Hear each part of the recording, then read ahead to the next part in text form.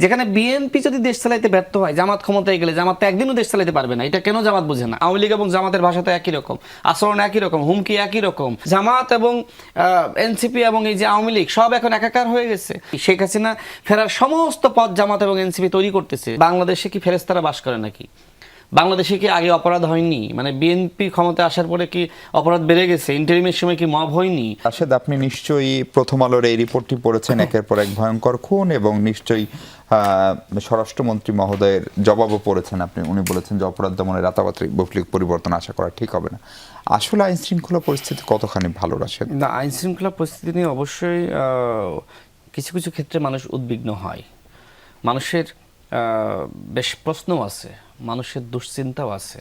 কিন্তু কথা হলো যে একটি অপরাধ সংঘটিত হওয়ার পরে আমাদের আইন শৃঙ্খলা বাহিনী যারা অপরাধী, সেই অপরাধীদেরকে আসলে গ্রেপ্তার করার চেষ্টা করে কিনা, গ্রেপ্তার করে কিনা, বা বিচারগুলো হয় কিনা।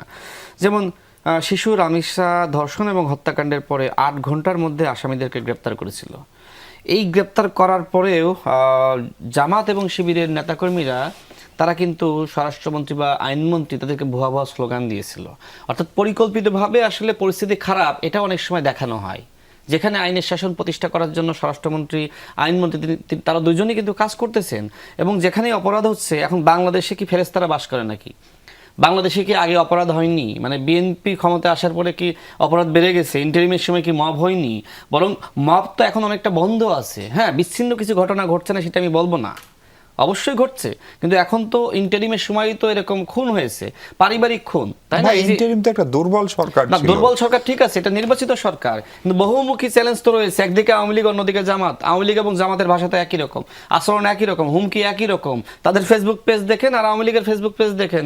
জামাত এবং এনসিপি এবং এই যে আওয়ামী লীগ সব এখন একাকার হয়ে গেছে।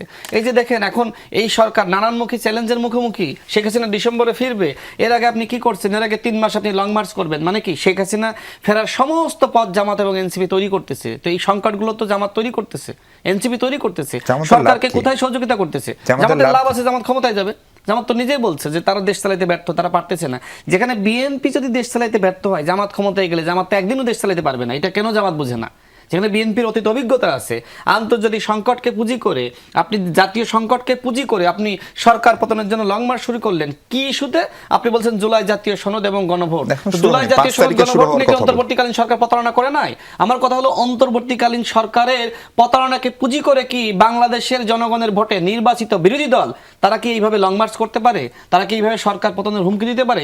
যেখানে তাদের দায়িত্ব ছিল মানুষকে বোঝানো যে হ্যাঁ, আমাদের ভিতরে ভিন্ন মত ছিল, বিএনপির ভিন্ন মত ছিল। ইন্টারিম সরকার আমাদের স্বাক্ষর করিয়েছে। জামাত ইসলাম কি বলেছিল ওই সময়? যে আমরা পিয়ার ছাড়া জুলাই জাতীয় সনদে স্বাক্ষর করবো না, বলে নাই?